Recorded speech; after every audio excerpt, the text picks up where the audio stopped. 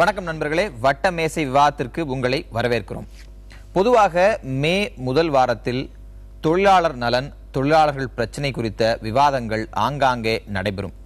ஆனால் அந்த விவாதங்கள் எல்லாம் நீட்சி பெற்று யார் கவனத்திற்கு செல்ல வேண்டுமோ அவர்கள் கவனத்திற்கு சென்று உரிய நடவடிக்கை எடுக்கப்படுகிறதா என்கிற கேள்விகளும் ஆண்டுதோறும் மே முதல் வாரத்தை கடந்து கேட்கப்பட்டுதான் இருக்கின்றன. இந்த ஆண்டு தமிழகத்தில் தேர்தல் ஆண்டு. அதுவும் மே மாதம் தேர்தல் நடைபெறுகிறது. தேர்தல் பரப்புரைகளில் பல அம்சங்களை அரசியல் கட்சிகள் சொல்லி வரக்கூடிய சூழ்நிலையில் தொழிலாளர் நலன் என்கிற அம்சத்தில் அரசியல் கட்சிகள் கொண்டிருக்கக்கூடிய பார்வை என்ன? தொழிலாளர் நலனுக்காக ஆண்ட கட்சியும் ஆளுகின்ற கட்சியும் செய்திருக்கக்கூடிய விஷயங்கள் என்ன? ஆட்சிக்கு வரப்போவதாக மக்கள் மத்தியில் பரப்புரை செய்து அந்த இலக்கை கொண்டு நகர்ந்து வரக்கூடிய கட்சிகள் வைத்திருக்கக்கூடிய திட்டங்கள் என்ன என்பது குறித்து பல கட்சி பிரதிநிதிகளுடன் இன்றைக்கு நாம் விவாதிக்க இருக்கிறோம்.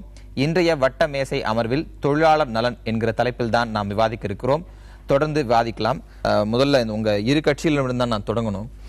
ஆளும் கட்சியிடம் தொடங்கிட்டு ஆண்ட கட்சிக்கு வரேன். தொழிலாளர் நலன் பற்றியான விஷயங்கள் அப்படிங்கிறது இந்த கவர்ச்சிகர திட்டங்கள், பாப்புலிஸ்டிக் மெசேஜ், அதுக்குள்ள வருவது என்பது ரொம்ப அரிதான ஒரு விஷயமா தான் இருக்கு.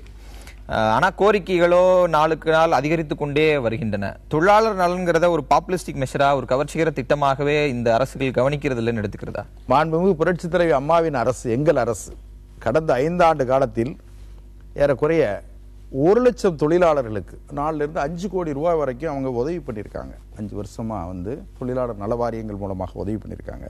இப்போ சமீபத்தில் கூட என்ன கேட்டிங்கன்னா, இந்த 500 ரூபாயா 60 வயசான தொழிலாளிகளுக்கெல்லாம் 60 ரூபாயிலிருந்து 500 ரூபாயிலிருந்து 1000 ரூபாயை உயர்த்தி கொடுத்துருக்காங்க.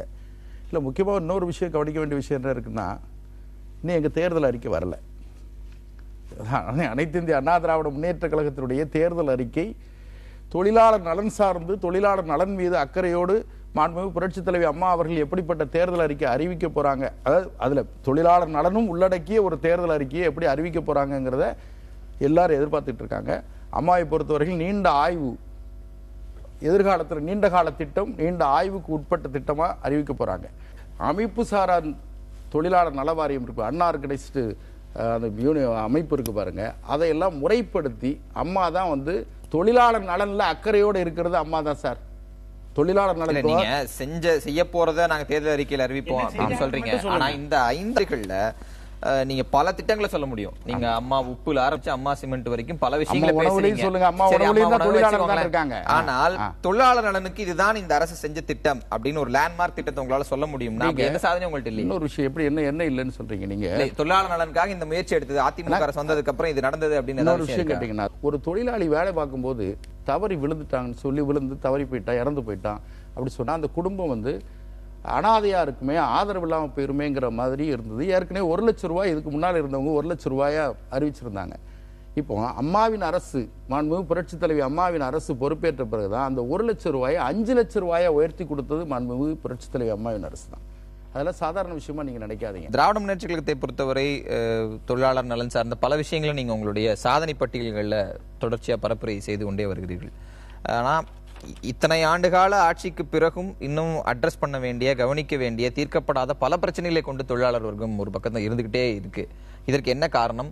உங்களுடைய அடுத்த கட்ட தேர்தல் அறிக்கையில் என்ன மாதிரி திட்டங்களை வச்சிருக்கீங்க? திராவிட முன்னேற்ற கழகத்தை பொறுத்தவரை நாங்கள் ஏற்கனவே பலமுறை சொல்லி வந்திருக்கிறோம். அண்ணா காலத்திலிருந்து நாங்கள் அடித்தட்டு மக்களுக்கான இயக்கம், அடித்தட்டு மக்களுக்கான இயக்கம் என்று சொல்லுகிற போது அதனுடைய உழைக்கிற வர்க்கத்தினுடைய இயக்கமாகத்தான் திராவிட முன்னேற்ற கழகம் இருக்கிறது. அரசு ஊழியர்களுக்கு குடும்ப பாதுகாப்பு நிதி என்கிற திட்டம், அரசு ஊழியர்களுக்கு லீவ் சரண்டர் என்கிற அந்த உரிமை போன்ற விஷயங்களை எல்லாம் அரசு ஊழியருக்கு செய்து கொடுத்திருக்கிறோம்.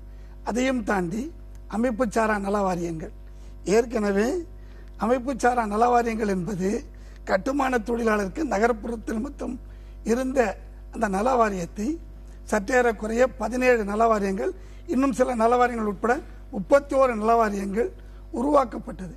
அதில் உருவாக்கப்பட்டதில் பல நன்மைகள் அந்த தொழிலாளர்களுக்கு, குழந்தைகள் கல்விக்கு, திருமணத்திற்கு, அவர்களின் ஓய்வு காலத்திற்கு நன்மைகள் செய்திருக்கு. தொழிலாளி வர்க்கத்தை பொறுத்தவரை கோரிக்கைகள் என்பது நிறைவடைய வாய்ப்பே இல்லை. தொடர்ந்து வேறு விதமான கோரிக்கைகள் பரிணாமம் பெற்றுக்கொண்டே இருக்கும், கோரிக்கைகள் இருந்து கொண்டே இருக்கும். அரசுகள் அந்த கோரிக்கைகளை தொடர்ந்து கவனித்து தீர்த்து வைப்பதுதான் முறையா இருக்கும். இடதுசாரி கட்சியை சேர்ந்த 2 பிரதிநிதிகள் இருக்கிறதுனால உடனடி பிரச்சனை குறித்து உங்க கருத்தை கேட்டு எடுத்துக்கிட்டு வாத்து கொண்டு போலாம்னு நினைக்கிறேன். பல பிரச்சனைகளை பேசலாம். அவர் சொன்ன மாதிரி தொழிலாளர் பிரச்சனை என்பது தொடர்ச்சியாக நாளுக்கு நாள் அடுத்த கட்ட பரிணாமத்தை போகும்போது அவர்களுக்கு ஒரு ஏற்படத்தான் செய்யும். ஆனா உடனடி பிரச்சனையாக இந்த தேர்தல் கவனிக்கத்தக்க பிரச்சனையாக இடதுசாரி கட்சிகள் தொழிலாளர் நலன்கிற அந்த டைட்டில் என்ன பிரச்சனையை பாக்குறீங்க? அதாவது அரசியல் கட்சிகள் தொழிலாளர்களை பற்றி இன்னும் சரியாக புரிந்து கொள்ளாத ஒரு நிலைமை தான் இருக்கிறது. கட்சிகள் என்ன புரிஞ்சுக்கிறாங்கன்னாக்க, ஏதோ தொழிலாளிகளுக்கு ஒரு இலவசமா அள்ளித்தர்றது மாதிரி ஒரு தோற்ற மனநிலையில், அந்த மனநிலை தான் நான் ரொம்ப வன்மையாக கண்டிக்கின்றேன்.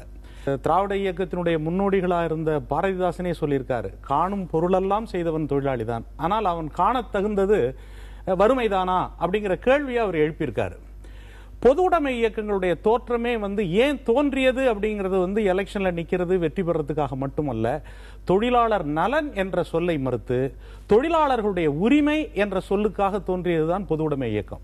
ஒரு தொழிலாளிக்கான முழு உரிமையையும் 20வது நூற்றாண்டில் கடுமையாக போராடி பெற்ற அத்தனை உரிமைகளையும் இப்ப இருக்கக்கூடிய அரசாங்கங்கள் முற்றாக தொழிலாளியை அவனுடைய உழைப்பின் பாத்திரம் இதிலிருந்து அவனை பிரிச்சு அவன் எங்கேயோ விளிம்பு நிலைக்கு தூக்கி வைத்திருக்கிறார்கள். இதுதான் இன்றைய பிரச்சனை. அரசாங்கங்கள் என்பது தொழிலாளர்களுடைய உழைப்பை சுரண்டுவதற்கும் இயற்கை வளங்களை சுரண்டுகிறவருக்கும் இடைத்தரகர்களாக செயல்படுறது. இது கார்பரேட் கேபிட்டலிசத்தினுடைய ஒரு ஹையஸ்ட் ஃபார்ம். இதுல தம்பி சொன்னாங்க அம்மா செஞ்சாங்கன்னு. அம்மா கருணையால செய்யலாம், அது வேற விஷயம். ஆனால் உழைக்கிற மனிதனுடைய உரிமை என்பது அம்மா அப்பா தாத்தா எல்லாரை விட உயர்ந்தது இல்லை. இந்த கார்பரேட் கேபிட்டலிசம்ங்கிறது என்ன ஆயிடுச்சுனாக்க, கடந்த ஆண்டுகளில் இருந்த தொழிலாளியினுடைய இருப்பு நிலையை குலைத்து விட்டது. இப்ப எல்லாரும் சொல்றாங்க, நான் அந்த வேலை கொடுத்த இந்த வேலையிலிருந்து எத்தனை பேரை லட்ச பேரை இவங்க வீட்டுக்கு அனுப்பியிருக்காங்கிற விவரத்தை வைக்க முடியுமா? அரசாங்கம் ஒரு வெள்ளை அறிக்கையை வச்சு விவாதிக்க முடியுமா? நிறைய பேர். அதே போல வேலையில சேர்க்கிறவனை எப்படி சேர்க்கிறாங்க? பீஸ் ரேட், அதே போல தொகுப்பூதியம், மதிப்பூதியம் அப்படின்னு நீங்க எல்லாம் என்ன பாத்தீங்கன்னாக்கா, ஒரு தொழிலாளியை நிரந்தரமற்றவனாக மாற்றி அவனுக்கான ஒரு சமூக இருப்பு நிலை இல்லை என்பதை மறுப்பதுதான். அரசாங்கங்களே தொகுப்பூதிய முறைகள் வந்துருச்சு. அப்ப அதை எப்படி பாக்குறது? அரசாங்கமே என்ன செய்யுதுனாக்க, கடந்த காலத்தினுடைய சட்டங்கள், இடையில இருக்கக்கூடிய சட்டங்கள், இதுதான் சென்ற நூற்றாண்டில் தொழிலாளர்களுக்கான சட்டங்கள் உலகமயம் என்ற பெயரால் இந்தியாவில் வாழக்கூடிய ஏழை எளிய மக்களுடைய உரிமைகள் பறிக்கப்பட்டிருக்கா இல்லையா? காங்கிரஸ்காரங்களும் சொல்லணும், நான் அவங்கள மட்டும் சொல்ல, 2 பேருமே சேர்ந்து சொல்லட்டும். அதுக்கு என்ன காரணம் சொல்றாங்க? 5 லட்சம் ரூபாய் சம்பளம் தர்றேங்கிறாங்க. பெரிய சம்பளம் இல்லையா? எக்கனாமிக்கல் பூமிங்கிறான். ஆனால் 5 லட்சம் ரூபாய் சம்பளம் தரக்கூடிய ஒரு ஆளு அடுத்த 2வது நிமிடத்துல ஒரு பைசா கூட சம்பளம் இல்லாதவனாக தூக்கி எறியக்கூடிய ஒரு சூழல் ஒரு தொழிலாளிக்கு, ஒரு உழைப்பாளிக்கு ஒரு உத்தரவாதமற்ற நிலைமை இருக்கு. அதனால இன்றைய அரசாங்கங்களுடைய மிக முக்கியமான பிரச்சனை என்னன்னு பாக்குறேன்னா, அதுதான் பாக்குறேன். எதிர்காலத்தில் தொழிலாளர்களுடைய உரிமை, அவனுடைய பாதுகாப்பை மையப்படுத்திய கொள்கைகள் வேண்டும் என்பதுதான் என்னுடைய கருத்து. திரு பாக்கியம், பணி பாதுகாப்பு அப்படின்னு அந்த ஒட்டுமொத்த கான்டெக்ட்ல ஒரு இஷ்யூக்குள்ள திரு மகேந்திரன் வந்திருக்காரு. பணி பாதுகாப்பு என்பது ஒரு நிச்சயமற்ற சூழலாக மாறி இருக்கிறத பல இடங்கள் நம்ம பார்க்கிறோம். அது நேரடி உதாரணமாக ஐடி நிறுவனங்களையும் இந்த புதிதாக வந்திருக்கக்கூடிய பொருளாதாரம் சார்ந்த நிறுவனங்களையும் பார்க்கிறோம். ஆனால் இவற்றையெல்லாம் தடுக்க தவறியது எது அப்படின்ற கேள்வி முன்வைக்கப்பட்டவங்க பதில் என்ன? அதாவது இதையெல்லாம் தடுக்க தவறியது அரசு. அதில் ஆண்ட அரசும் ஆண்டு கொண்டவருடைய அரசும் தான் முக்கியமானது. இப்போ தொழிலாளர்கள் சொல்லுகிற பொழுது அரசு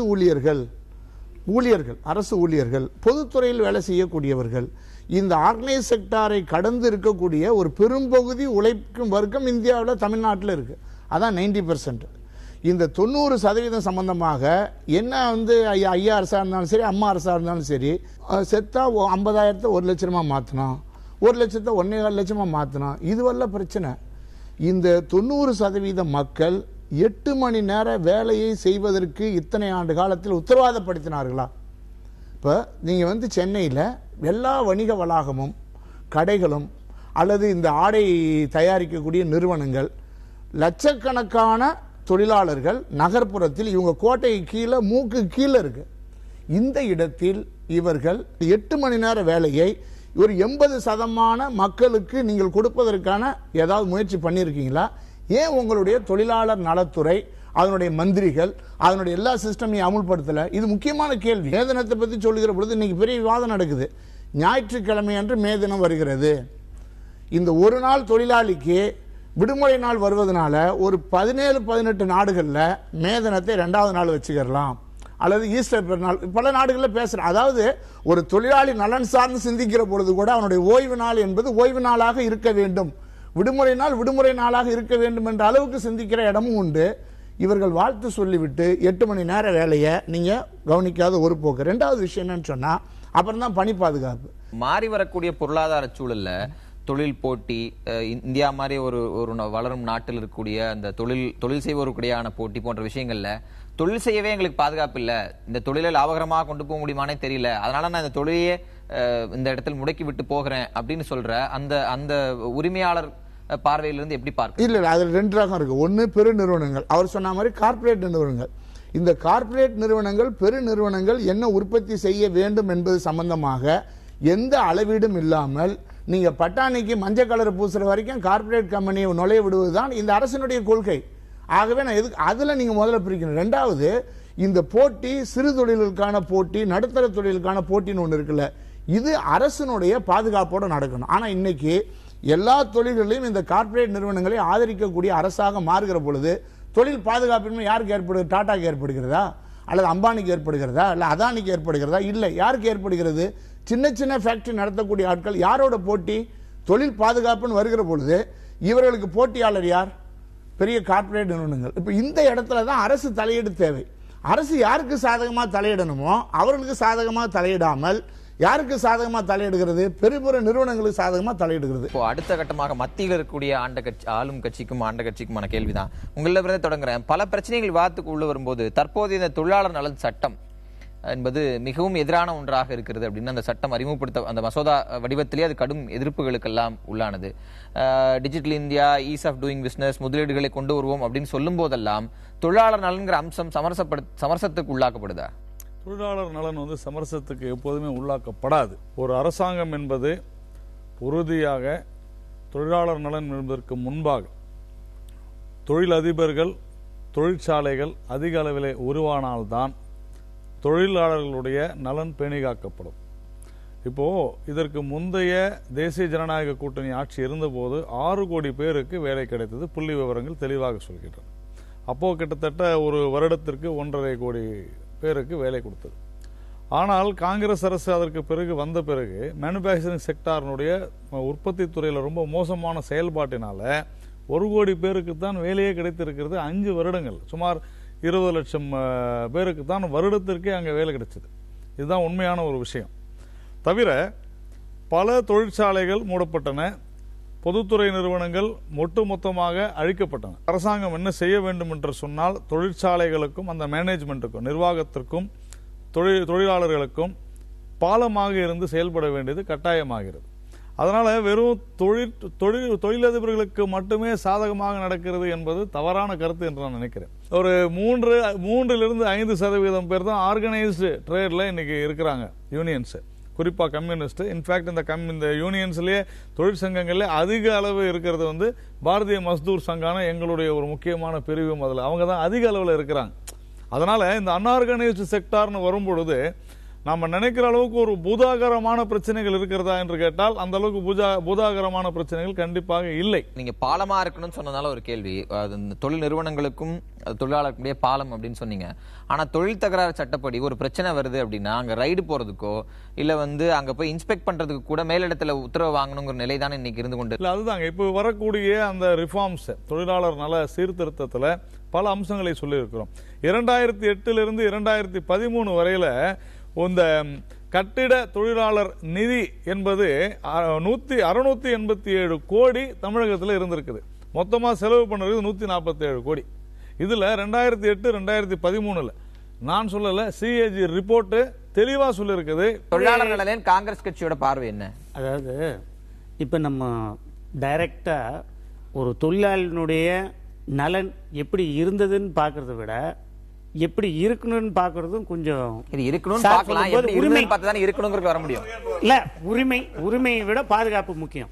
எப்படி இருக்குன்னு நீங்க கேட்டீங்கன்னா அதுக்கு நம்ம சொல்லலாம். இல்ல, அது ஜெனரலா சொல்லலாம், சட்டப்பூர்வமா சொல்லலாம். உரிமையுடன் கூடிய பாதுகாப்பு. அதாவது சிலது பெருந்தன்மையா மேலோட்டமா எல்லார் சார்பாகவும் ஒத்துக்கப்பட வேண்டிய விஷயம் என்னன்னா, இந்தியாவில் சார் சொன்ன மாதிரி ஃபாரின் கண்ட்ரீஸ்ல இருக்கிற லேபர் ப்ரொடெக்ஷன் அண்டு சம்பள விகிதம் இங்கே இந்தியாவில் கிடையாது. இன்னைய வரலும் மினிமம் வேஜஸ் ஆக்டில் பார்த்தோம்னா 100 rupees 120 இன்றைக்கும் அதான் வச்சுட்டு இருக்கோம். யூபிஏவில் அதை கொண்டு வந்து 215 ஆக்கணும். இப்போ அதில் இருக்கு. கான்ட்ராக்ட் எம்ப்ளாயீஸ் எடுத்துக்கங்க. கான்ட்ராக்ட் எம்ப்ளாயீஸ்னோட மினிமம் சப்போர்ட் வேஜே 3000. கொடுமையா இருக்கு. நீங்க நேரடியா உங்க விஷயத்துக்குள்ள வரலாம்னு நான் நினைக்கிறேன். நீங்க என்ன மாதிரியான தொழிலாளர் நலன் சட்டங்கள் இது வந்து ஒரு ரிமார்க்கபிள் ஆக்ட் காங்கிரஸ் கட்சி கொண்டு வந்தது அப்படின்னு சொல்ல முடியுமா? இன்னைக்கு எந்தெந்த தொழிலாளர் நல சட்டங்கள்லாம் விமர்சனத்துக்கு உள்ளாகுதோ அதற்கான தாய் வீடாக காங்கிரஸ் கட்சி இருந்திருக்கு. தாய் வீடாக காங்கிரஸ் இருக்குதுன்னு சொன்னது தப்புங்க. அந்த மாதிரி எல்லாம் இல்லை. மினிமம் வேஜஸ் ஆக்ட்லயும் அமெண்ட்மெண்ட் கொண்டு வந்தோம். அதே மாதிரி கான்ட்ராக்ட் லேபர் ஆக்ட்லயும் அமெண்ட்மெண்ட் கொண்டு வந்தோம். அதே மாதிரி பென்ஷன் கிராஜுவேட்டி பென்ஷன் ஆக்ட் இருக்கு இல்லையா, அதுலயும் சில விதிமுறைகள் கொண்டு வந்து நல்லது கொண்டு வந்து நினைவு சரினா பென்ஷன் ஃபண்ட் மேனேஜர்ஸ் அப்படிங்கிற ஒரு புதிய திட்டத்தை அறிமுகப்படுத்தினதே காங்கிரஸ் அரசு தானே? ஆமா.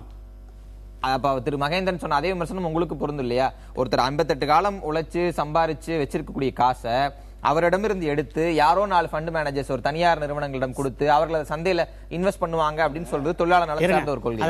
தொழிலாளர் நலன் என்பதுல ஓய்வூதியம் தான் ரொம்ப முக்கியமான விஷயம். அந்த ஓய்வூதியத்தின் அடிப்படையை தகர்க்கிற மாதிரியான அம்சத்தை நீங்க கொண்டு வரலையா சார்? ஓய்வூதியம்ன்றது ஒரு ப்ரொடெக்ஷன் பண்ண வேண்டிய விஷயம் தான். நீங்க சொல்ற மாதிரி அதை ஏத்துக்கணும். சம்டைம்ஸ் இப்போ ஓய்வூதியத்தை எதுக்காக அவங்க அந்த மாதிரி டைவர்ட் பண்றாங்கன்னா, ஒரு 100 கோடியா இருக்கிற இன்வெஸ்ட்மெண்ட் வந்து வேற இடத்துல போட்டோம்னா அது ஒரு 200 கோடி ஆகும். அதுவும் தொழிலாளர்களுக்கு இன்க்ரீஸ் பண்ணி கொடுக்கலாம் அப்படின்ற ஒரு நம்பிக்கை. 50 கோடி ஆயிருச்சுன்னா சப்போஸ் அதுதான். இப்ப சம்டைம்ஸ் அந்த ரிஸ்க் ஃபேக்டர் இருக்கு. அது ரிஸ்க் ஃபேக்டர் உங்களுக்கு இல்ல சார், எனக்கு தானே அது ரிஸ்க் ஃபேக்டர். திரு செந்தில் ஆறுமுகம், ஒட்டுமொத்தமாக அரசியல் கட்சிகளுடைய தொழிலாளர் நலன் சார்ந்த விஷயங்களையோ இல்ல தொழிலாளர் நலன் சார்ந்த பிரச்சனைகளையோ பார்க்கும்போது ஒரு பொதுப்படையான விவாதம் தான் எல்லா பக்கம் நடந்து கொண்டே இருக்கிறது. ஆனா தொழிலாளர் அப்படிங்கிற அந்த கேட்டகரி பல இடங்கள்ல விரிவடைஞ்சு பல கோணங்கள்ல மாறி இருக்காங்க. மாறக்கூடிய அந்த தொழில் முறைகளுக்கு ஏற்றவாறு இங்க திட்டங்களும் சட்டங்களும் மாற்றப்படுதா? பொருளாதாரங்கிறது பார்க்குறப்ப பிரைமரி, செகண்டரி, டெர்ஷரி அப்படிங்கிற முதன்மை பொருளாதாரம், இரண்டாம் பொருளாதாரம், மூன்றாம் கட்ட பொருளாதாரம், இந்த மாதிரி 3 கட்ட நிலையிலையும் தொழிலாளர்கள் வேலை செய்கிறாங்க. நம்ம நாட்டை பொறுத்தளவுக்கும் பிரைமரி எக்கானமிங்கிறது வந்து விவசாயம் சார்ந்த தொழில்கள். விவசாயத்தை பொறுத்தளவுக்கு வந்து எந்த அரசியல் கட்சியாகவும் அது அனாதை பிள்ளை, கண்டுகொள்ளப்படாத துறையாகத்தான் விவசாயம் இருந்துட்டு இருக்கு. செகண்டரி பொருளாதாரமான அந்த மேனுஃபேக்சரிங் செக்டாரை பொறுத்தளவுக்கு பெரு நிறுவனங்களை பொறுத்தளவுக்கு வந்து அவர்கள் செல்ல பிள்ளைகள். எப்படி விவசாயம் வந்து அனாதை பிள்ளைகளோ கண்டுகொள்ளப்படாத பிள்ளைகளோ, பெருநிறுவனங்கள் எம்என்சி அப்படின்னா அவங்க செல்ல பிள்ளைகள். அவர்களுக்கு எல்லா சலுகைகளும் தேவையான சலுகைகள் எல்லாம் கிடைக்கும். அதே மாதிரி டெர்ஷரி அதுவும் பார்த்தீங்கன்னா ஐடி செக்டார் போன்ற செக்டார்களுக்கு கூடிய அதுக்கு வந்து தேவையான சலுகைகள் கூடுதலாக கிடைச்சிட்டு இருக்கு. ஆனால் பார்த்தீங்கன்னா சிறு குறு தொழில்கள் அது வந்து அரசாங்கம் வந்து கண்டுகொள்ளப்படாத ஒரு துறையாக தான் இருந்திருக்கு. 3 துறையிலையும் பார்த்தா அரசாங்கம் என்பது வந்து ஊக்குவிக்கக்கூடிய ஒரு நிலையில் இல்லை. ஒரு பழமொழி கூட சொல்லுவாங்க, எங்கள் நாட்டில் இரவில் தான் பொருளாதாரம் வளர்கிறது, ஏனென்றால் அப்போதுதான் அரசாங்கம் தூங்குகிறது. ஏன்னா அரசாங்கம்ங்கிறது தொழில்களை வளர்ச்சி செய்யக்கூடிய ஒரு நிலையிலிருந்து மாறி ஒரு மிகப்பெரிய ஒரு தடையா இருக்கக்கூடிய நிலையை நோக்கி போயிட்டு இருக்கு. இன்னும் சொல்ல போனீங்கன்னா இப்ப வாரியங்கள்னு சொல்றாங்க, 17 வாரியங்கள் இருக்கு. தையல் தொழிலாளர் வாரியம், முடிதிருத்துவோர் வாரியத்திலிருந்து ஆரம்பிச்சு 2011 கொண்டு வந்த சமையல் தொழிலாளர் வாரியம் வரைக்கும் கொண்டு வந்துட்டாங்க. அடிப்படையில் இந்த வாரியங்கள்ல என்னைக்கு இருக்குதுன்னா, எம்பி பதவி கொடுக்க முடியல, எம்எல்ஏ பதவி கொடுக்க முடியல, சரி குறைஞ்சபட்சம் ஒரு வாரிய பதவி கொடுத்துரு, அப்படித்தான் இந்த வாரியங்களை வைத்திருக்கிறார்களோ தவிர உண்மையிலே அந்த தொழிலாளர்களுக்கு தொழிலாளர் நலன்களுக்காக ஏற்படுத்தப்படல. கட்டுமான தொழிலாளர் வாரியத்தில் வந்து பில்டிங் கன்ஸ்ட்ரக்ஷன்ல 1% வந்து டாக்ஸா கட்டணுங்கிற காரணத்தினால அதுல வந்து பணம் பொங்குது. அதே மாதிரி ஓட்டுநர் நல வாரியத்துல பணம் இருக்குது. இந்த 2 தவிர 15 நல வாரியத்திலும் பணமே கிடையாது. இப்ப பாத்தீங்கன்னா ஆகஸ்ட் 15 இப்ப ஆகஸ்ட் 2015 இருந்து மீதி 15 நல வாரியத்தில் இருக்கக்கூடிய தொழிலாளர்களுக்கு எந்த சலுகையும் போய் சேரல.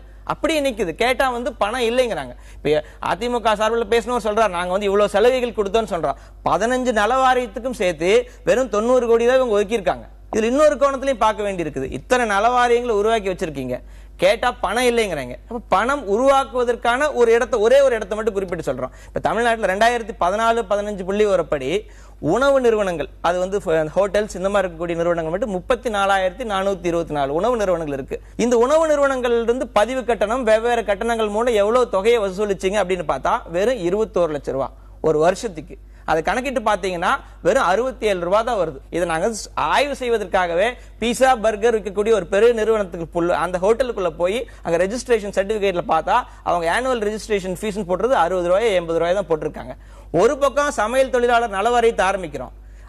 அந்த வாரியத்தில் இருக்கக்கூடிய உறுப்பினர்கள் அவர்கள் இறந்து போனாலோ அவங்க பிள்ளைங்களுக்கு கல்வித்தொகைக்கோ அல்லது விபத்தில் ஊனமுற்றாலோ அதுல உதவித்தொகை கொடுக்கறதுக்கு பணம் இல்லைன்னு சொல்றோம். இந்த பக்கம் பார்த்தா இத்தனை ஆயிரம் தொழில் நிறுவனங்கள் இருக்குது, அவர்கள்ட்ட முறையா வசூலிக்க வேண்டிய பணத்தை வசூலிக்கல. அப்ப அடிப்படையில் பாத்தீங்கன்னா இப்ப இதெல்லாம் இங்க எல்லாமே ஒரு பக்கம் லஞ்சம் ஊழல்ல தான் இது போய் முடியுது. வாரியங்களை தோற்றுவித்தவர்கள் வாரியங்களுக்கான பிதாமகர்கள் நாங்க அப்படின்னு திராவிட முன்னேற்றம் என்றைக்குமே பெருமையாக சொல்லும். அப்ப வாரியம் அரசியல்மயமானதுக்கும் நீங்க தான் பொறுப்பா? நீங்க திராவிட முன்னேற்ற கழக ஆட்சியில 13,642 அமைப்பு சாரா தொழிலாளர்களுக்கு 616 கோடி ரூபாய் டிஸ்போஸ்மெண்ட் ஆயிருக்கு. அப்ப பிரச்சனைகள் எதுவும் எழல. ஒரே ஒரு பிரச்சனை, அதை டூப்ளிகேஷன் பண்றாங்க என்பது போன்று வருவாய்த்துறைக்கு மாற்றணும். அதை கூட தோமுசா போன்ற அமைப்புகள் எதிர்த்தது. மீண்டும் அந்த திட்டத்தை திரும்ப பெற்று அந்த வாரியங்களை நடைமுறைப்படுத்தலாம்.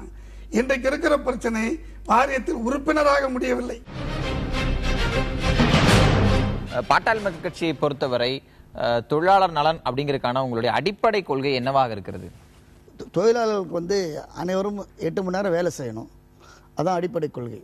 இப்போ அது காவல்துறை கூட நாங்கள் சொல்கிறோம். காவல்துறை எங்களுடைய கட்சியினுடைய தலைவர் ஜி.கே. மணியார் சட்டமன்றத்தில் நிறைய தடவை சொல்லியிருக்காரு, காவல்துறை நிறைய நேரம் வேலை கொடுக்குறீங்க, அவங்களுக்கு 8 மணி நேரம் வேலை கொடுக்கணும், முறையான விடுமுறை கொடுக்கணும் அப்படின்னு சொல்லி. அதே மாதிரி இது போக்குவரத்து ஊழியர்கள்லாம் பென்ஷனை பற்றி இந்த ரிட்டையர்ட் ஆகும்போது எத்தனை தொழிலாளர்கள் நம்மளுக்கு பணம் கிடைக்கும், பல லட்ச ரூபா வெளியே வரும், வந்தோடனே போனோன்னே நம்ம ஒரு வீடு வாங்கலாம், நம்ம மகளுக்கு கல்யாணம் பண்ணலாம், இப்போ மகனை படிக்க வைக்கலாம் அப்படின்னு இருக்கும்போது, ஆனால் இவர் ஏறக்குறைய 2000 கோடி ரூபா போக்குவரத்து தொழிலாளர்களுடைய அந்த ஓய்வு பணத்தை தராமையே இருக்கின்றது இந்த அரசாங்கம்.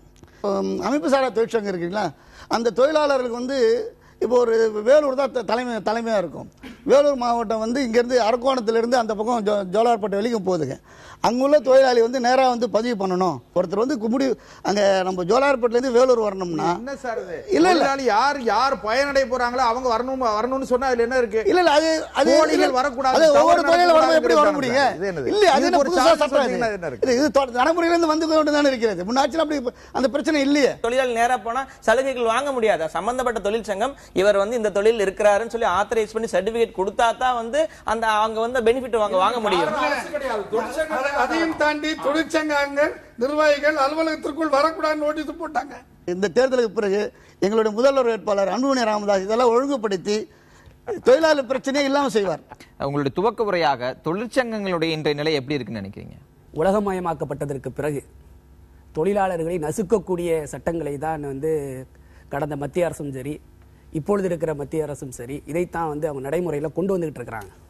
அதுக்கு பல சட்டங்களை சொல்லி சமீபத்தில் கூட மோடி அரசு கொண்டு வந்த சட்டங்களை எடுத்து பார்த்தோன்னு சொன்னால் தொழிற்சங்கங்களில் 7 பேர் இருந்தாலே உறுப்பினராக இருந்தாலே அந்த சங்கத்தை நடத்தலான் இருக்கு. ஆனால் இப்போ புதிய சட்டத்தை அவங்க அறிமுகப்படுத்தினாங்க. அந்த சட்டத்தில் என்ன இருக்குன்னு சொன்னா 100 தொழிலாளர்களுக்கு மேலாக உறுப்பினராக இருந்தால் மட்டும்தான் ஒருவர் தொழிற்சங்கத்தையே நடத்த முடியும். சட்டம் அமலுக்கு வரல. அதை அவங்களுடைய எண்ணோட்டம் எப்படி இருக்கிறதுங்கிறது தான் முக்கியம். பழைய சட்டங்கள் தொழிலாளர் நலன் சட்டங்கள் எப்படின்னு சொன்னா 100 பேருக்கு மேல இருக்கக்கூடிய தொழிலாளர்கள் வைத்திருக்கக்கூடிய நிறுவனங்கள் ஊதியம் இல்லா விடுமுறை லே ஆஃப் கொடுக்கிற பொழுது அரசிடம் இருந்து அனுமதி பெற வேண்டும் இருக்கு. ஆனால் இவர்கள் அறிமுகப்படுத்தக்கூடிய சட்டங்கள்ல அதெல்லாம் தேவையில்லை, தன்னாலே என்ன செஞ்சுக்கலாம், அந்த நிறுவனமே அதில் ஏற்பாடு பண்ணிக்கலாம் அப்படிங்கிற மாதிரியான சட்டங்களை அவங்க கொண்டு வரக்கூடிய நிலையை பார்க்கிறோம். அந்த சட்டத்துல தொழிலாளர் விரோத சட்டங்கள் எப்படி இருக்குன்னு சொன்னா முதலீட்டாளர் மாநாடு அப்படின்னு முதலீட்டாளர் மாநாடுன்னு கூப்பிட்டு அவங்களுக்கு கொடுக்கிற அந்த ப்ராஸ்பெக்டஸ் பட்டியலையே தொழிற்சங்கங்கள் அமைப்பதற்கு உரிமை கிடையாதுங்கிறத சொல்லிதானே கூப்பிடுறாங்க. அப்ப மாநில அரசு மத்திய அரசை விட மாறி செயல்பட்டுருச்சு, புரட்சிகரமா செயல்பட்டுச்சு. தொழிலாளர் நலனுக்கு எதிராக யார் செய்தாலும் அது தவறுதான். அப்படி ஒரு சட்டம் இருக்குமே ஆனால் அது தவறு. ஆனா இல்ல மத்திய அரசு கொண்டு வரக்கூடிய சட்டங்களை பத்தி சொல்லணும்னு சொன்னா 300 ஊழியர்களுக்கு குறைவாக இருக்கக்கூடிய தொழிலாளர் இருக்கக்கூடிய நிறுவனங்கள் எப்ப வேண்டுமானாலும் என்ன செய்யலாம், க்ளோஸ் பண்ணிட்டே போயிடலாம், அது அரசு அனுமதி எல்லாம் வாங்க தேவையில்லை அப்படின்னு அறிமுகப்படுத்த இந்த பிஜேபியினுடைய அரசு. அப்ப இதெல்லாம் ஒரு மக்கள் விரோத திட்டங்களாகவே தொடர்ந்து இருக்கிறத பாக்குறோம். திரு குபேந்திர குணபால், என்எல்சி போன்ற முக்கியமான விஷயங்கள்ல தமிழக வாழ் உரிமை கட்சி தொழிலாளர் பிரச்சனை போன்ற விஷயங்கள்ல செய்றீங்க. அந்த பகுதிகளில் உங்க தொழிற்சங்கம் ஓரளவுக்கு செல்வாக்குடைய தொழிற்சங்கமாகலாம் இருக்கு. மத்திய மாநில அரசுகள், இந்த இரண்டு அரசுகளுடைய தொழிலாளர் நலன், அது கட்சிகளை விட்டுருவோம், அரசுகளுடைய தொழிலாளர் நலன் சார்ந்த கொள்கையில் எப்படி பின்பற்றப்பட்டு வருகிறதுன்னு பாக்குறீங்க? பொதுவாக இன்றைக்கு தொழிலாளர்களுடைய வாழ்வுரிமையே பாதிக்கப்பட்டிருக்கிறது அப்படிங்கிறது தான் உண்மை. நாங்கள் விவசாயிகளை பொறுத்த வரைக்கும் விவசாயிகளுடைய வாழ்வாதாரம் இன்றைக்கு பல்வேறு நவீன கருவிகள் வந்ததுனால விவசாயிகளுக்கு ஒரு நம்முடைய நண்பர் சொன்னது போல மதிப்பில்லாதவர்களாகவே இருந்து கொண்டிருக்கிறார்கள். தமிழ்நாட்டை பொறுத்தவரையில் தொழிற்சாலைகள்னு சொன்னால் 1956 தொடங்கப்பட்டது நெய்வேலி நிலக்கரி நிறுவனம். தொடர்ந்து பார்த்தா 1970 சேலம் இரும்பாலை, அதற்கு பின்னால் திருச்சி பாய்லர் தொழிற்சாலை, ஆவடி டேங்க் ஃபேக்டரி, பெரம்பூர் ரயில் பெட்டி தொழிற்சி, இப்படி பல்வேறு தொழிற்சாலைகளுக்கான நிலையில் தமிழ்நாடு இருந்தது. குறிப்பாக நெய்வேலி நிலக்கரி நிறுவனமும் சேலம் உருக்காலையும் தொடங்கப்பட்டது என்று சொன்னால் நம்முடைய மண்ணினுடைய வளம், அந்த கனிம வளத்தினால தொடங்கப்பட்ட தொழிற்சாலைகளாக இருந்து கொண்டிருக்கிறது. இதில் மத்திய அரசாங்கத்தினுடைய பங்களிப்பு, மாநில அரசாங்கத்தினுடைய பங்களிப்புன்னு பார்க்குறப்ப இன்றைக்கு மத்தியில் ஆட்சி பொறுப்பில் பாரதிய ஜனதா கட்சி, காங்கிரஸ் கட்சி இருந்தது. அது தொடர்பாக நான் அவங்கள்ட்ட விவாதத்தை வைக்கிறேன்னு நீங்கள் சொன்னீங்க. ஆனால் மத்தியில் ஆட்சி பொறுப்பில் இருந்த மற்றொரு கட்சியும் இருக்குது, பாட்டாளி மக்கள் கட்சி. அந்த கட்சியும் ஆட்சி அதிகாரம் இருக்கிறப்ப சில துறைகளை தங்களுடைய கைகளில் கொண்டிருந்தாங்க. அப்படி அவர்களுடைய கைகளில் இருந்த அந்த துறைகள் இருக்கிற போது அந்த துறைகளுக்கு சொந்தமான நிறுவனங்கள் தமிழ்நாட்டில் இருந்துச்சு. அதில் குறிப்பாக சொல்லப்போனால் நெய்வேலி நிலக்கரி நிறுவனம் 1956 50 வருடங்களாக அந்த நிலக்கரி நிறுவனத்தில் போராடி கொண்டிருப்பவர்கள் போராடி கொண்டே இருக்கிறார்கள். சமீபத்தில் கூட 13,000 ஒப்பந்த தொழிலாளர்கள் நிரந்தர தொழிலாளர்கள் ஆக்கப்பட வேண்டும் என்பதற்காக பேச்சுவார்த்தைக்கு அழைக்கப்படலைன்னு 2010 எங்கள் கட்சியினுடைய தலைவர் வேல்முருகன் அவர்கள் உண்ணாவிரத போராட்டம் இருந்ததற்கு பின்னால் தான் டெல்லியிலேருந்து அங்கே பேச்சுவார்த்தையை நடத்தினாங்க. இன்றளவும் அங்கே ஒப்பந்த தொழிலாளர் பிரச்சனை இருக்குது. நெய்வேலி நிலக்கரி நிறுவனத்திற்கு இடம் கொடுத்த, நிலம் கொடுத்தவர்களுக்கு இழப்பீடு வழங்கப்படவில்லை. இழப்பீடு வழங்கப்பட்டவர்களுக்கு வீட்டிற்கு ஒருத்தருக்கு வேலை கொடுக்கிறோம்னா அந்த வேலை வாய்ப்பு வழங்கப்படவில்லை. இப்படி மண் சார்ந்த இந்த பிரச்சனை இங்கு இருக்கிற போது பாட்டாளி மக்கள் கட்சி மத்திய அரசாங்கத்திலே நிலக்கரித்துறை அமைச்சர் என்கிற ஒரு பொறுப்பு அவர்களுக்கு இருந்தது. இன்றைக்கு அரசியல் கட்சிகள்லாம் எதை நோக்கி போய்கொண்டிருக்கிறோம் என்று சொன்னால், ஆட்சி அதிகாரம் எங்களுக்கு கிடைத்தால் நாங்கள் முதல் கையெழுத்து போடுவோம், 3வது கையெழுத்து போடுவோம், மாற்றத்தை தருவோம்கிறார்கள். திரு ராமதாஸ் அவர்களோ அந்த அமைச்சராக இருந்த NT சண்முகம் அவர்களோ நெய்வேலி நிலக்கரி நிறுவனத்தினுடைய மிகப்பெரிய பிரச்சனையை தீர்க்க தவறிய ஒரு குற்றச்சாட்டிற்கு உள்ளாகிறார். ஒரு தனிப்பட்ட பிரச்சனைக்குள்ள போக வேணாம்னு நினைச்சேன், பட் விவாதத்தை தொடங்கிட்டாரு. அவர் 2010 அவர் எந்த கட்சியில் இருந்தார்? அவர் எந்த கட்சியில் இருந்தார்? அப்போ இதுவும் மறுபடியும் தனிப்பட்ட முறையில் தான் போகுது. பிரச்சனையை தொழிலாளர் பிரச்சனை பாதிக்கலாம். சங்கம் அமைக்கும் உரிமை என்பது தொழிலாளர் நலனில் ஒரு அடிப்படை விஷயமாகவே பார்க்கப்படுகிறது.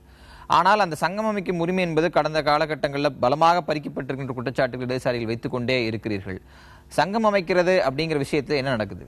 இல்லை, இப்போ சங்கம் அமைப்பதில் ஏற்கனவே சொன்ன மாதிரி உலகமயம் வந்த பிற்பாடு அதனுடைய சங்கம் டீயூனியனைசேஷன், சங்கமற்ற தொழில்கள் என்ற கொள்கைகளை அமுல்படுத்தக்கூடியது தீவிரமாக இருக்கிறது. அந்த தீவிரம் படிப்படியாக வந்து ஏற்கனவே காங்கிரஸ் கட்சி ஆட்சியில் இருந்த காலம் போய் அதுக்கப்புறம் நீங்கள் இப்பொழுது இந்த ஆட்சி வந்த பிற்பாடு ரொம்ப அதிவேகமாக அந்த வேலைகள் நடக்கிறது. அதில் ஒரு முக்கியமான அம்சம் என்னன்னு சொன்னால், இப்போ கொண்டு வரக்கூடிய சட்டங்கள், அந்த சட்டத்தில் இன்னும் நிறைவேறவில்லை என்றாலும் அதை நிறைவேற்றுவதற்கான விடாப்பிடியான முயற்சியில் இருந்து கொண்டிருக்கிறார்கள். நீங்கள் புதிய பென்ஷன் திட்டத்தை 2003 அமுல்படுத்த ஆரம்பித்து 15,000 கோடி ரூபாய் அதில் இருக்குது. இன்னைக்கு வரைக்கும் அதில் செத்தவங்களுக்கு அதுக்கப்புறம் இறந்த யாருக்குமே அந்த பணம் செட்டில் பண்ணலை. அவர் பென்ஷன் மத்திய அரசாங்கத்தினுடைய அமுல்படுத்துகிறாங்க. 7 பேர் இருந்தால் ஒரு சங்கம் ஆரம்பிக்கலாம். இது ஒன்று இன்னைக்கு வந்த சட்டம் அல்ல. பிரிட்டிஷில் நீங்கள் இந்த மாதிரி தொழிற்சங்கங்கள் உருவான பொழுது, தொழில் உருவான பொழுது குடிசை தொழிலெல்லாம் வெளியே போய்கிட்டே இருந்தாங்க. அப்போ ஒரு சட்டம் போட்டு குடிசையில் நீங்கள் உற்பத்தி செய்தாலும் தொழில் சங்கத்துக்குள்ள கொண்டு வரணும், தொழிலுக்குள்ள கொண்டு வரணும் சட்டம் கொண்டு வந்த விஷயம். இது யாரோ ஒரு நீண்ட நெடிய போராட்டத்துக்கு பிற்பாடு கிடைத்த உரிமை. 7 பேரை 100 பேரா மாத்தினுடைய நோக்கம் என்ன? பெரும்பாலான சிறு தொழில்களை சங்கத்திலிருந்து வெளியேற்றுவது. அரசுக்கு சம்பந்தம் இல்லைன்னு சொன்னா 300 பேர் வேலை செய்வது என்பது நீங்க எவ்வளவு இன்வெஸ்ட்மெண்ட்? ஒரு காலத்தில் 300 பேர் வேலை செய்வது என்பது 30 லட்சம் போட்டா பண்ணலாம். இன்னைக்கு 300 பேர் வேலை செய்யக்கூடிய இடத்தில் 1000 கோடி ரூபாய் மூலதனம் போட முடியும். அப்படிப்பட்ட ஒரு இடத்தில் ஒரு முதலாளி நான் அரசிடம் கேட்காமல் மூடலாம் என்று சொல்லக்கூடிய சட்டத்தை பிஜேபி நீ கொண்டு வருது. 7 பேர் 100 பேர் ஆச்சு, 100 பேர்ன்றது 300 ஆகுது. இவ்வளவுதான் விஷயம். இதை ஊதி பெரிதாக்குறது கம்யூனிஸ்டுகளுடைய வேலையாகத்தான் இருக்கிறது. என்ன விஷயம்னா, முதலீடுகள் குறைவாக இருந்த போது 7 பேர் இருந்தாங்க. அப்புறமா அது 100 பேர் முதலீடு அதிகமாச்சு. அதுக்கேற்ற மாதிரி முதலீடுகள் வருது, 300 பேர் ஆக்குறாங்க. இது நிலைமைக்கு தகுந்தவாறு நம்முடைய சட்டங்களை திருத்திக் கொள்வதில் தவறு. அதைத்தான் நாம் சொல்கிறோம். A government has got no business to do business. இதுதான் நம்முடைய பாரதிய ஜனதா கட்சியினுடைய கொள்கையாகவே இருக்கிறது. இங்க வந்து தனியார் ஏன் செய்யக்கூடாது? தனியாருடைய பங்களிப்பு இல்லாத எதுவுமே செய்ய முடியாது இனி இந்த நாட்டில். இப்ப மேக் இன் இந்தியா திட்டத்தை கொண்டு வரோம், அதை வந்து எதிர்க்கிறாங்க. அதன் பிறகு ஜிஎஸ்டி கொண்டு வரோம். ஜிஎஸ்டி முதல்ல ஆதரிச்சதே கம்யூனிஸ்ட் தான். அவங்க லோக்சபால மக்களவையில ஜிஎஸ்டிக்கு ஆதரவு தெரிவித்து ஓட்டு போடுறாங்க. ஆனா 4 மாசம் கழிச்சு மாநிலங்களை எதிர்க்கிறாங்க. அப்ப அந்த இரட்டை நிலைப்பாடு கம்யூனிஸ்ட் இருக்கிறதா இல்லையா? இரட்டை நிலைப்பாடு எதனாலன்னு சொல்லிருங்க. இரட்டை நிலைப்பாடெல்லாம் ஒண்ணும் கிடையாது. காங்கிரஸ் அரசாங்கம் கொண்டு வந்த போது விமர்சன பூர்வமா தான் நாங்க அதை ஏத்தோம். இப்போ விமர்சனம் இருக்கு எங்களுக்கு. அல்ல, காங்கிரஸ் கொண்டு வந்ததுக்கும் நீங்க கொண்டு வரதுக்கும் டிஃபரன்ஸ். ஃபேக்சுவல் எரர் இருக்கு. அதுல ஃபேக்சுவல் எரர் இருக்கு. ஃபேக்சுவல் எரர் இல்லங்க. இருக்கு. இல்ல, நான் ஆதாரபூர்வமா சொல்றேன். இல்லங்க, நான் ஆதாரபூர்வமா சொல்றேன். You voted in favor of the bill. தொழிலாளர் நலன் சார்ந்த விஷயங்களை பேசலாம். இறுதியா உங்க கருத்து சொல்லுங்க. தொழிலாளர்களுக்கு இந்த நாட்டில் பாதுகாப்பு இல்லை, அரசினுடைய உத்தரவாதம் இல்லை. ஒரே ஒரு உதாரணம், சோழமண்டலம் பைனான்ஸ்ல கடன் வாங்கின விவசாயி டிராக்டர் கடன் கட்ட முடியாமல் தற்கொலை செய்து கொள்ளுகிற இந்த நாட்டில் 9,000 கோடி ரூபாய்க்கு மேலாக கடன் வாங்கிவிட்டு இங்கிலாந்தில் ஓட்டு உரிமை வைத்திருக்கிற விஜய் மல்லையா தொழிலதிபர்களுக்கு இந்த அரசு உறுதுணையாக இருக்கிறது.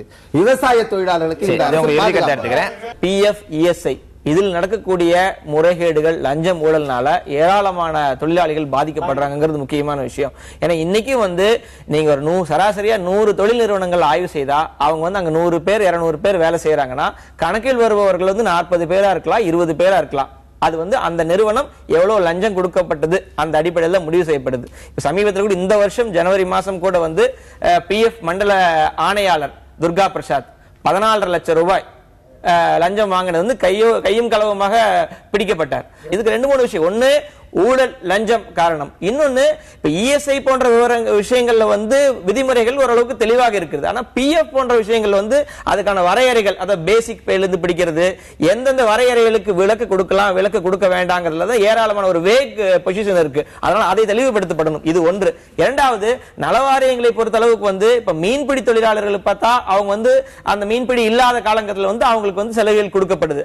அதே போல வந்து மற்ற நிறைய துறை சார்ந்த தொழிலாளிகளுக்கு வந்து சலுகைகள் தேவைப்படுது. இப்ப திமுக சமீபத்தில் வெளியிட்ட அறிக்கைகள் கூட மீன்பிடி தொழிலாளிகள் போல உப்பள தொழிலாளிகளுக்கும் கொடுப்போம், அந்த ஒரு தொழிலாளர்கள் துறையை மட்டும் தனிப்பட்டு காமிக்கிறாங்க. இந்த மாதிரி ஏராளமான தொழிலாளர் துறைக்கு வந்து சலுகைகள் தேவைப்படுது. கார்ப்பரேட் உலகமயத்தினுடைய பின்னணிங்கிறது வந்து தொழிலாளர்கள் உரிமையை வந்து ரொம்ப மோசமா பறிக்கிறத தான் அடிப்படையா வச்சிருக்கு.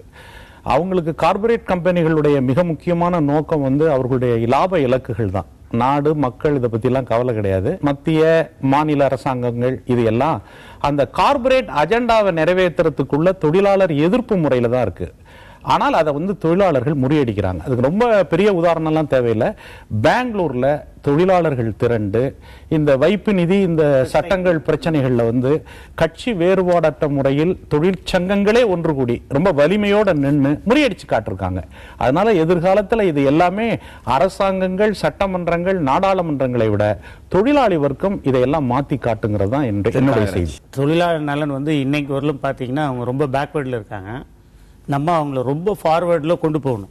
அமைப்பு சாரா தொழிலாளர்கள் வந்து கிட்டத்தட்ட ஒரு 20 கோடியிலேருந்து 40 கோடி வரலும் இந்தியாவில் இருக்காங்க. தமிழ்நாட்டில் இன்னைக்கு எடுத்துக்கிட்டிங்கன்னா ஒரு 2 கோடி மக்கள் இருக்காங்க. இப்போ இவங்களுக்கு வந்து ஒரு டைம் ஃப்ரேம் இல்லை. ஃபார் எக்ஸாம்பிள், இப்போ பஸ் கண்டக்டர், டிரைவர் வந்து சேலம் டு சென்னை ஓட்டணும்னா 6 hours வராரு. திருப்பியும் ஒரு பிரீத்திங் டைமே கிடையாது. திருப்பியும் ஒரு அனதர் 6 hours சேலம் கொண்டு போய் சேர்த்தணும். Chennai to Salem, Salem to Chennai. இப்போ இந்த மாதிரி இந்த 8 hours ஸ்ட்ரிக்டா இம்ப்ளிமெண்ட் பண்ணும். அடுத்தது, இந்த பென்ஷன் ஸ்கீம்ஸ் வந்து அமைப்பு சாரா நபர்களுக்கு, அமைப்பு சாரா தொழிலாளர்களுக்கு கம்பல்சரி வேணும்.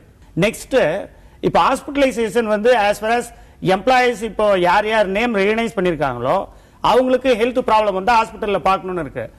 எல்லா எம்ப்ளாயிஸுக்கும் கம்பல்சரி அந்த ESI policy, private Apollo policy அதெல்லாம். மாண்புமிகு தமிழக முதல்வர் புரட்சித்துறை அம்மாவின் அரசு, எங்கள் அரசு 16/5/2001 பொறுப்புக்கு வந்த அந்த காலத்திலிருந்து இந்த 2015 வரையும் 15 லட்சம் தொழிலாளர்கள் பதிவு செஞ்சிருக்காங்க. இதுல 18 லட்சம் தொழிலாளர்கள் பலன் அடைஞ்சிருக்காங்க. இதுல எங்க சங்கடம் வருதுன்னு கேட்டா, புதிய பொருளாதார கொள்கைங்கிற ஒரு சிக்கல் இந்த நாட்டில் வந்து 91 ஆரம்பிச்சது. அதுக்கு பிறகு ஏற்பட்ட சங்கடங்கள் தான் இவ்வளவு பெரிய அளவுல தொழிலாளிகளுக்கு பிரச்சனை வந்திருக்கு. ஆனால் எங்கள் அரசை பொறுத்தவரை அந்த ஃபாரின் டைரக்ட் இன்வெஸ்ட்மெண்ட் அதை நாங்கள் தொடக்கத்தில் எதிர்த்திருக்கோம். அந்நிய நேரடி முதலீட்டை நாங்கள் தொடக்கத்தில் எதிர்த்திருக்கோம். இதுல யாரை நாங்கள் குற்றம், நான் வந்து பகிரங்கமா குற்றம் சாட்டவே விரும்புறேன்.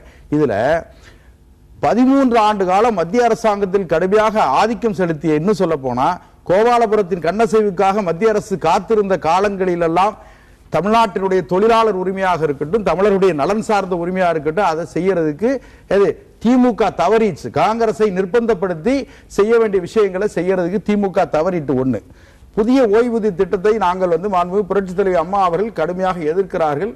அதை வந்து 2016 அமைய போகிற 15வது சட்டமன்றத்திற்கும் மாண்புமிகு புரட்சித் தலைவி அம்மா அவர்கள் தான் தலைமை தாங்க போகிறாங்க. அந்த கட்டம் சொல்லி முடிக்கிறேன். ஒரு மாநில அரசாங்கத்திற்கு தலைமை தாங்கக்கூடிய ஒரு மாநில கட்சியினுடைய தலைவர், தமிழ்நாட்டினுடைய முதலமைச்சர் இங்க உட்கார்ந்துகிட்டே அது சென்னையில் இருந்து கொண்டே 2,42,160 கோடி ரூபாய் முதலீட்டை ஈர்த்தார்கள். ஈஸ் ஆஃப் டூயிங் பிசினஸ்ல தொழிலாளர்கள் எங்க வந்தது சார்? ஒண்ணு கேளுங்க, அது என்ன விஷயம்னு கேட்டா, ஈஸ் ஆஃப் டூயிங் பிசினஸ் வந்து நாங்க அனுமதிச்ச சிங்கிள் விண்டோ சிஸ்டத்துல சிங்கிள் விண்டோ கிளியரன்ஸ்ங்கிறதே தொழிற்சங்கம் வைக்க மாட்டேன்னு வரக்கூடிய முதலாளிகள் சொல்றது ஏற்றுக்கிறது தானே? நான் இன்னும் ஒன்று சொல்றேன்.